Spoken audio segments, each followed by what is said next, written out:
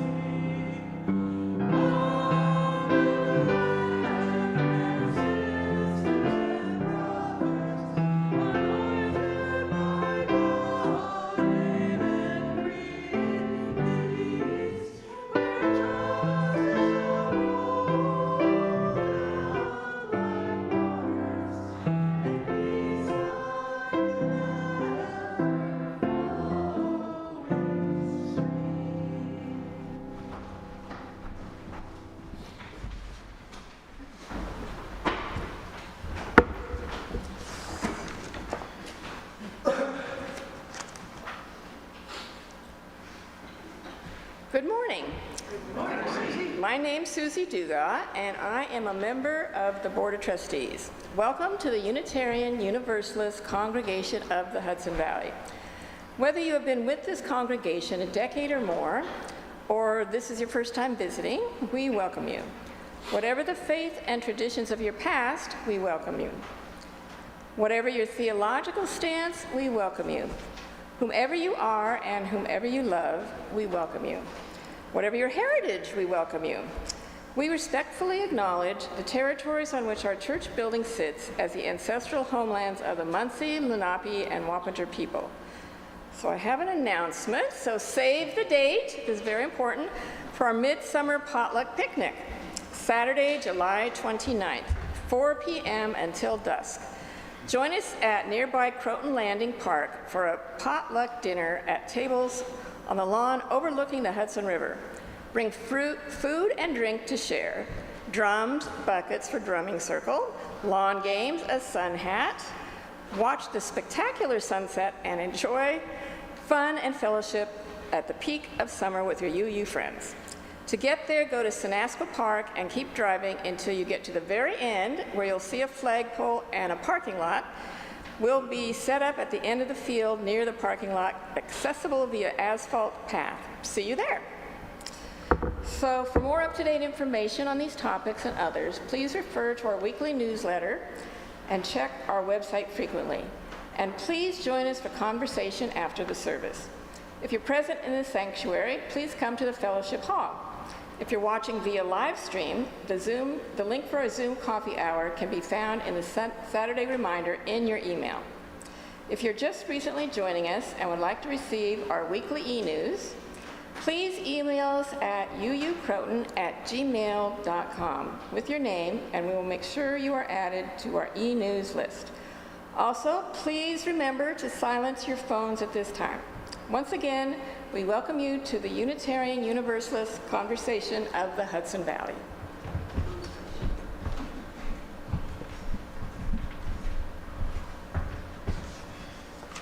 It is my pleasure to introduce our guest minister today, Michael DeSantis. Michael, they, is an aspiring UU minister who recently completed his second year in the Master of Divinity program at Union Theological Seminary in New York City. Originally from Pittsburgh, Michael grew up in a non-religious Irish Catholic family before finding Unitarian Universalism in his early 20s. Michael now lives in Manhattan and is an active member of the First Unitarian Congregational Society in Brooklyn. His spiritual practices include baking bread, meditating, hiking, and playing with his rambunctious rescue cat. Please join me in welcoming Michael.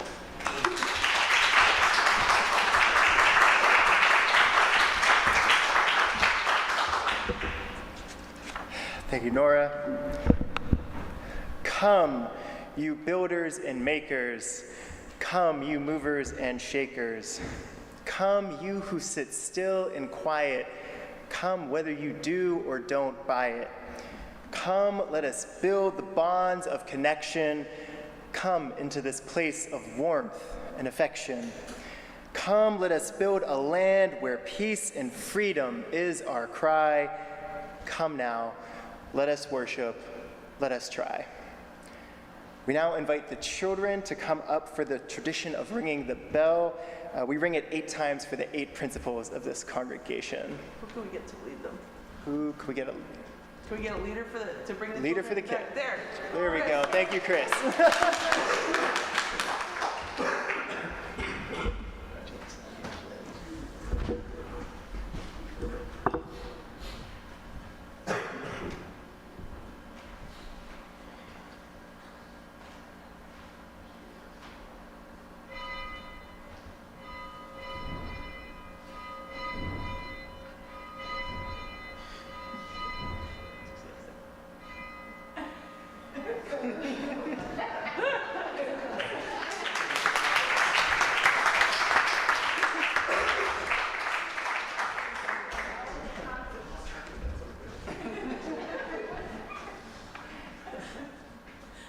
Our chalice lighting words this morning are by Lee Kenevi.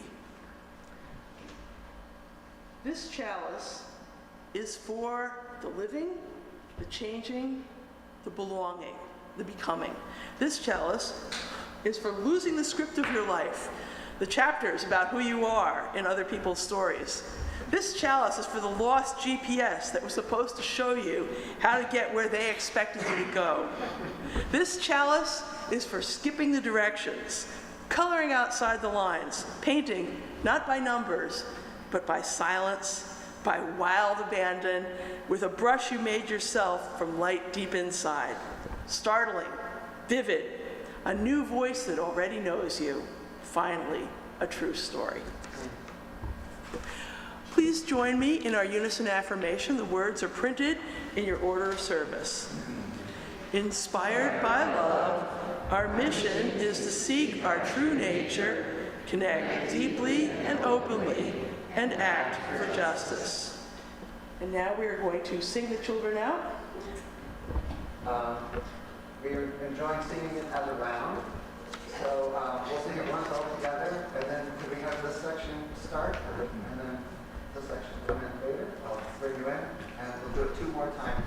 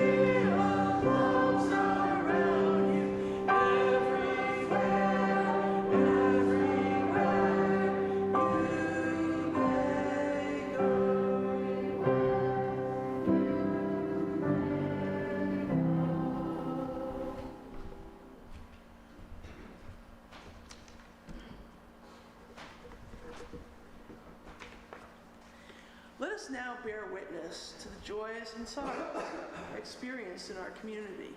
If you have a brief, yet personally significant joy or sorrow that you're willing to share, please come up to that microphone and speak loudly so that everyone, including the people watching at home, can hear you.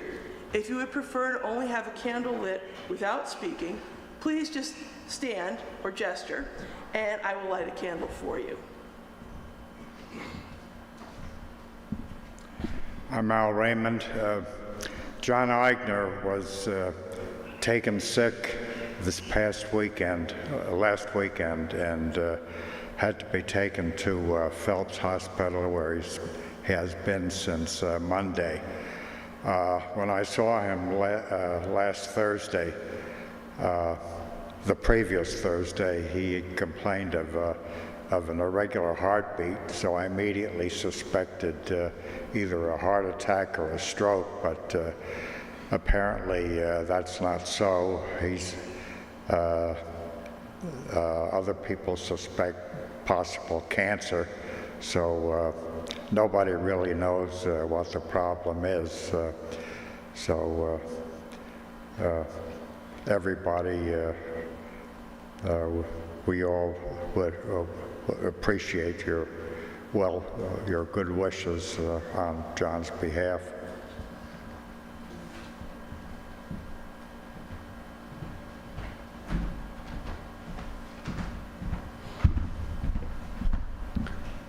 I'm Jim Russell. Ginny and I had the joy of attending a Russell family reunion up in Maine at the family cottage. But the sorrow was that the reunion was generated by the wish of my sister Patty, who's in the last stages of colon cancer. She was there and she enjoyed the weekend. She's back home now in Virginia, and we're all hoping that she's going to be able to handle the coming weeks with grace.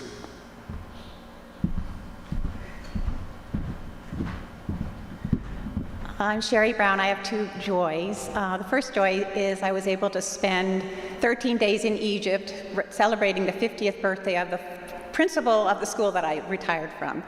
me and 59 other people. So it was amazing. But the other joy is I've been in contact with Josille, and she's going to join us next Saturday to help with the drumming circle. So that was exciting.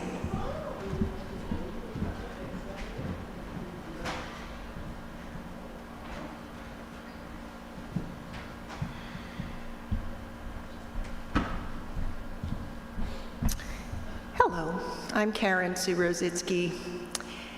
And you know, I come up here and say this and it never gets old. I'm so grateful to be here and to see you guys and to have this community. Sometimes I'm not here, but you're still here, and I know that in my heart. And when I have a difficult time, that keeps me going. And when I have great times, I'm filled with love and joy. Thank you.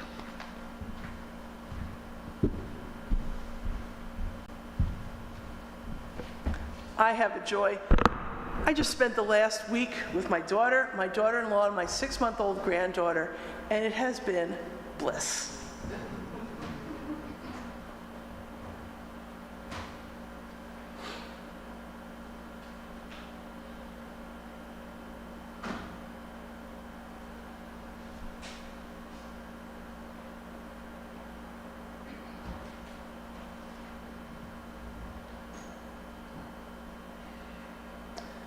I'm going to light another candle for all the joys and sorrows that we hold in the sanctuary of our hearts, and a candle for all the people who have yet to find a place to share their joys and sorrows.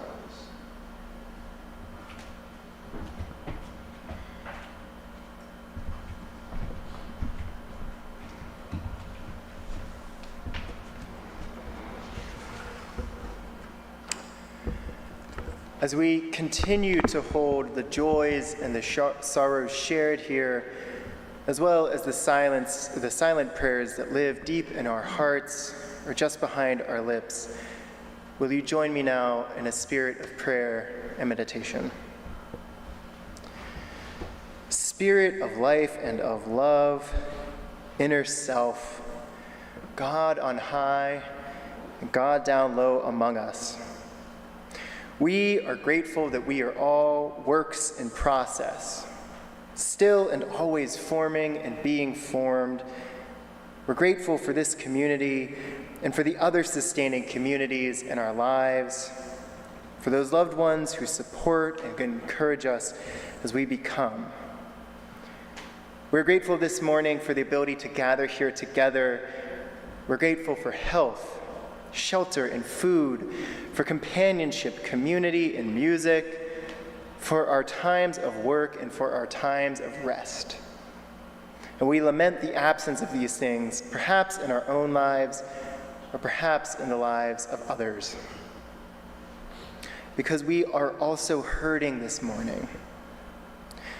As we celebrate the destruction of the last chemical weapons in America's stockpiles, we know that the U.S. is sending cluster bombs overseas. We mourn the suffering and loss of life in the past, in the present, and in the days to come. Here in this community, we continue to mourn the death of Jarrell Garris at the hands of New Rochelle police earlier this month. We grieve for his family and for all of our Black and brown families who live in fear of state-sanctioned violence. We fear too for our trans siblings and for our trans selves as much of our country becomes increasingly hostile. We reaffirm ourselves to the loving and protecting of trans life, trans joy, and trans rights. And as we experience some of the hottest days on record in the modern world, we worry for the earth and for its precious, interdependent web of life that we so dearly love. We know that there is so much tenderness and suffering in our lives and in the lives of those we care about. May we continue to hold each other in care as we join together now for a time of quiet contemplation.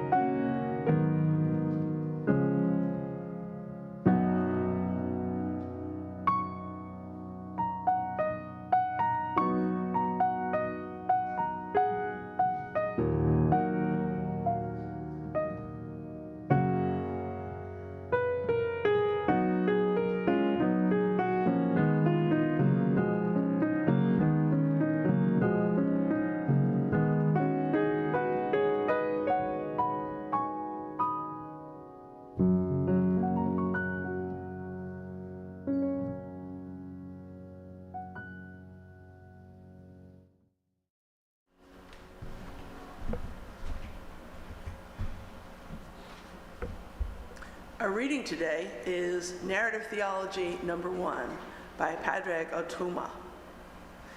And I said to him, are there answers to all of this? And he said, the answer is a story, and the story is being told. And I said, but there is so much pain. And she answered plainly, pain will happen. Then I said, will I ever find meaning? And they said, you will find meaning where you give meaning. The answer is in story, and the story isn't finished.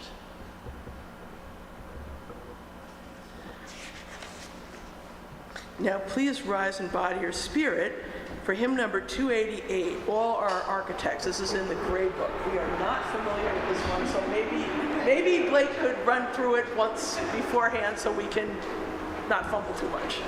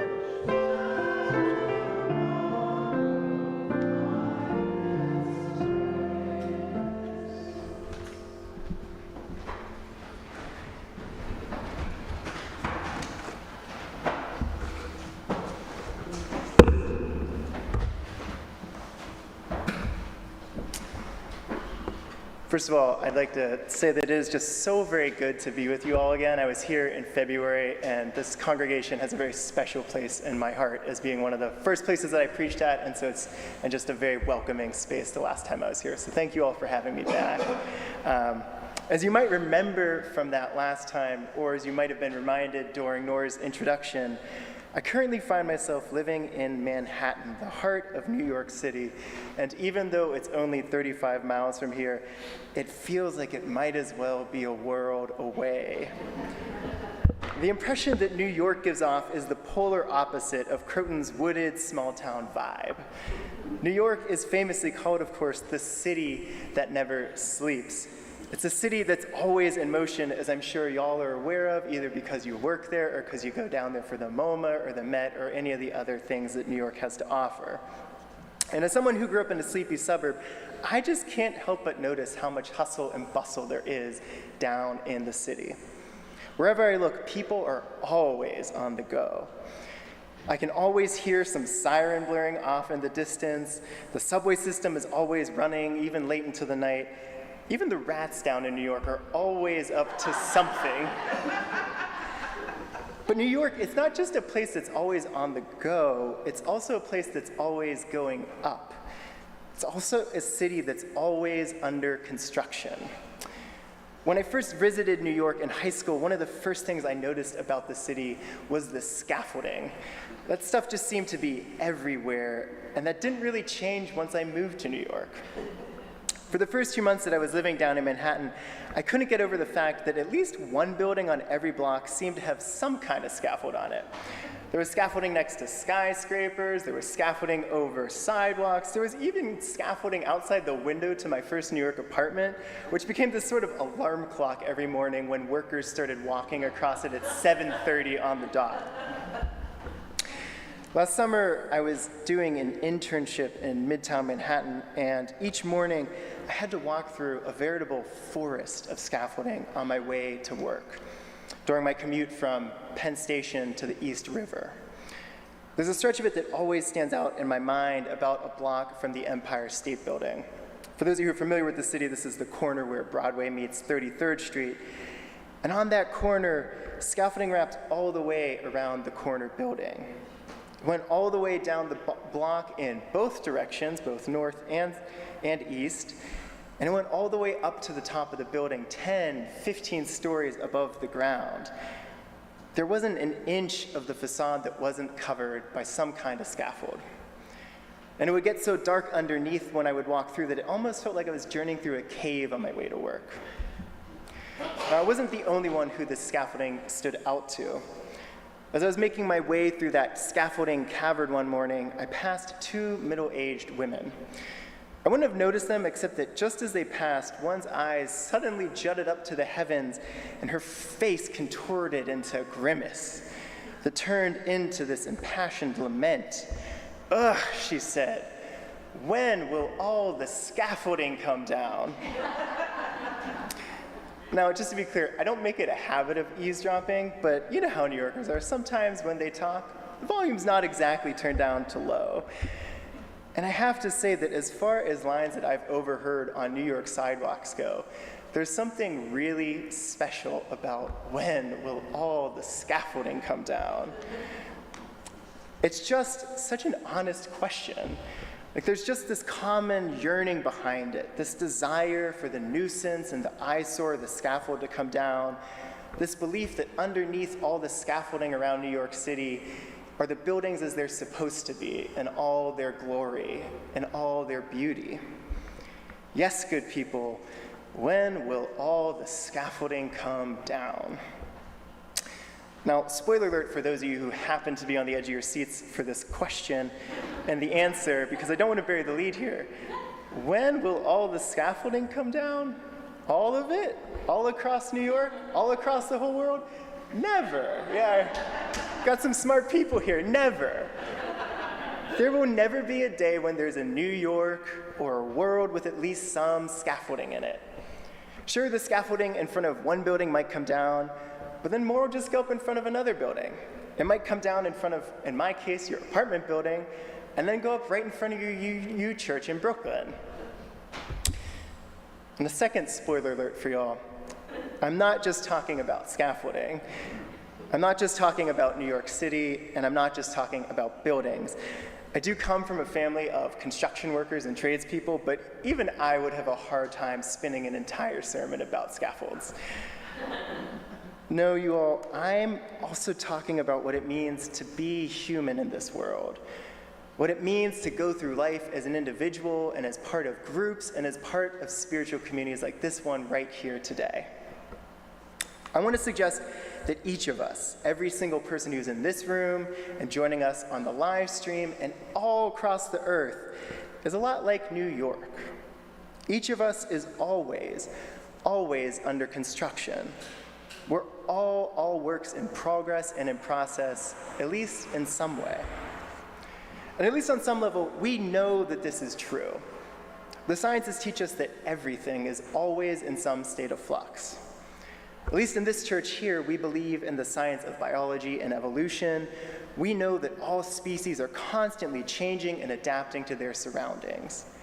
We know that the cosmos are ever moving and unfolding, planets, stars, and galaxies swirling around one another as the universe literally expands out and out and out beyond its own limit. We know that our whole universe is connected, that everything influences everything else. Every action has an equal and opposite reaction, and every ray of light spreads across billions of light years of space, touching everything in its wake. Everything that we as humans do influences other species' survival or lack thereof. We know this. We know that this is how the world and the universe work.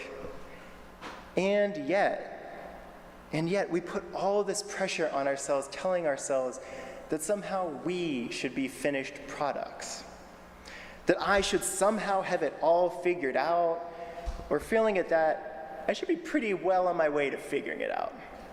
That I should be a perfect person, or at least progressing closer and closer and closer towards being perfect. Now, obviously, a lot of that pressure doesn't actually come from ourselves. It comes from sources outside of us. We live in a society here in America that is obsessed with perfection. A society that judges us based on how well we're able to score on tests when we're kids and how well we're able to do our jobs when we're adults. And once we internalize those standards of perfection, we end up judging ourselves according to them. And a final spoiler alert for you all: when the standard is perfection, we don't grade particularly well. And as a result, we end up feeling all kinds of shame and disappointment in ourselves about who we are and who we're not. We get stuck in what I would call this perfection or bust mindset. We end up thinking that we're either perfect and good, or we're flawed and bad. So this is one way that I think we can benefit from remembering that we are always under construction. If we know that we're always under construction, it puts a barrier between us and the perfectionism of our culture. It reminds us that we are not finished products. It reminds us that our stories are, as we heard in our reading today, not finished. And this, my friends, is where the notion of being under construction, I think, can really help us. It gives us the power to participate in the writing of our own stories and the construction of who we are as people and as communities. Rather than trying to uncover some perfect version of ourselves that's buried under a scaffold or under all of our flaws, we get to focus on building the best version of ourselves that we can. We become less like geologists trying to unearth a perfect diamond buried underground, and more like Michelangelo carving David out of a slab of unshaped stone. To put it a little more plainly, we get to decide what kind of people we want to become, and we get to participate in working towards that vision for ourselves. Now, for those of you who lean more towards a belief in God or theism, this is an idea that mystics have explored very powerfully. In popular conceptions of most monotheistic religions like we all hear, the power to create is typically reserved for God. It's God who does the creating and the constructing. In the Hebrew Bible's book of Genesis, for example, it's God who creates the heavens and the earth, God who creates the creatures of the earth, the land, and the sea, God who creates humans in God's own image. But some mystics, they offer us a different view. Take, for example, Thomas Merton, the great Catholic American monk, activist, and spiritual writer. Merton wrote about a loving God who gave people the power and freedom in their own lives. I'm quoting him here. He said, "Our vocation is not simply to be, but to work together with God in the creation of our own life, our own identity, and our own destiny. We're even called," he went on to write, "to share with God the work of creating the truth of our identity." In other words, to conceive of ourselves as under construction and to stake a claim in that process is to do nothing less than to participate in the divine work of creation. Now, I know that I'm talking to a room of UUs, so not all of you might believe that God is part of that equation, but regardless of whether or not you think God is, the work of creating ourselves is undoubtedly collaborative. It's a collaborative process. We are, of course, not the only builders of ourselves, the only authors of our stories, the only artists carving out that slab of stone. Our lives are, as I mentioned earlier, influenced by everyone and everything that we encounter. Here too, good people, I find hope. Because if our stories are shaped by everyone and everything that we encounter, then it's just as true that we shape the stories of everything and everyone that we encounter. We get to participate in the beautiful and messy and life-giving work of deciding what types of relationships we want to have with other people and the world around us. We get to participate in deciding what types of communities we want to belong to, and then in bringing those communities into being. Now, on the subject of collaboration and community, I want to return to that image of scaffolds that I began with today. Because sometimes in life, sometimes we hit rough patches. We experience losses or illnesses or other difficulties, and at times like those, it becomes impossible to progress or to grow or to flourish. Becoming the people that we dream of begins to feel a lot like a pipe dream when all we can worry about is surviving and just getting to the next day. And at tough times like that, we need to enter into a period of recovery.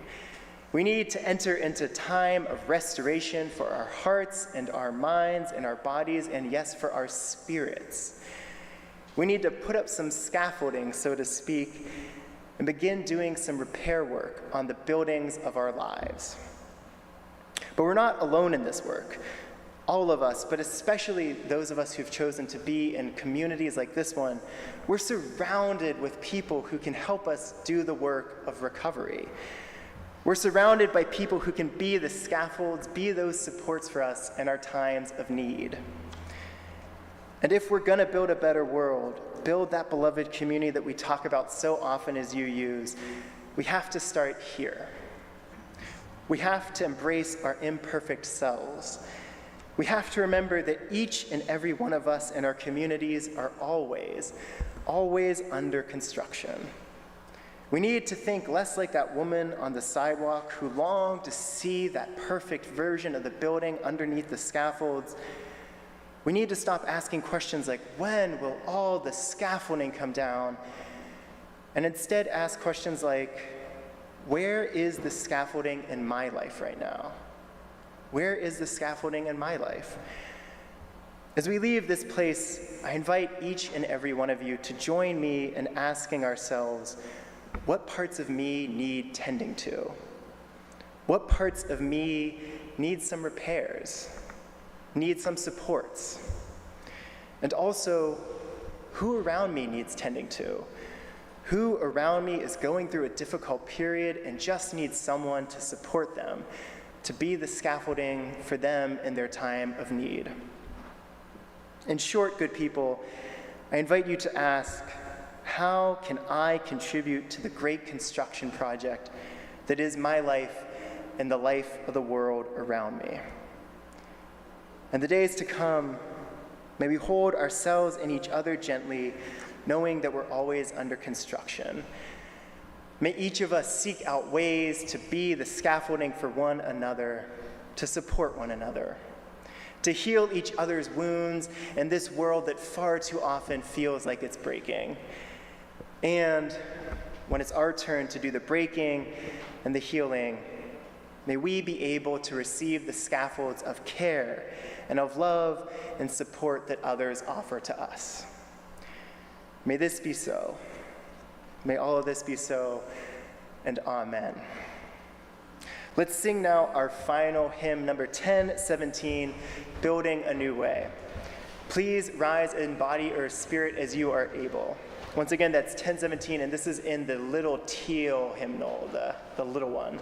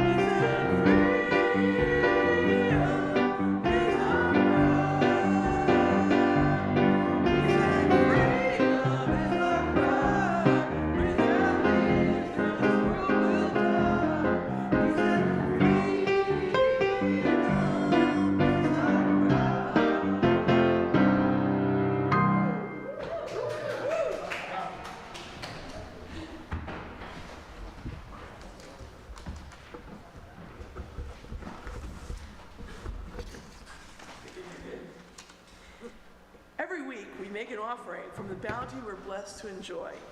We do this in a spirit of love and generosity, aware that we have benefited from those who have gone before, those who in their turn gave generously. Our offering goes to support the work of love and justice undertaken by our community. Today's offering for UUCHV will be shared with the UUA Annual Program Fund to help meet our fair share contribution. For more information, please visit our website, the website uua.org. For people in the First Unitarian Society of Westchester, please refer to the scoop for your contribution instructions. You can make your donation in several ways. If present in the sanctuary, you may give cash or a check in the offering plate as it comes by. From your homes, you can make your donation via credit card or PayPal using the links provided in the e-newsletter. Or, if you prefer, you can always mail us a check. The offering will now be given and gratefully received.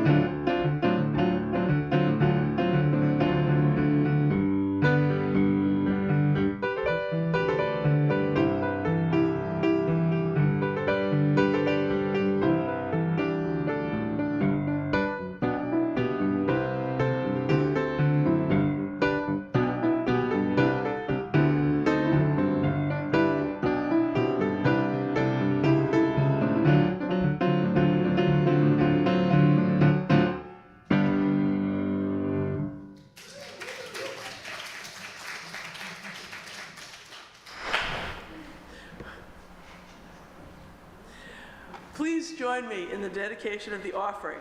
The words are in your order of service. May these gifts and the work of our hands and hearts give power to all we stand for as a community of faith. Please join me in extinguishing the chalice. The words are found in your order of service. We extinguish this light, but not the light of truth, the warmth of community, or the fire of commitment. These we carry in our hearts until we are together again.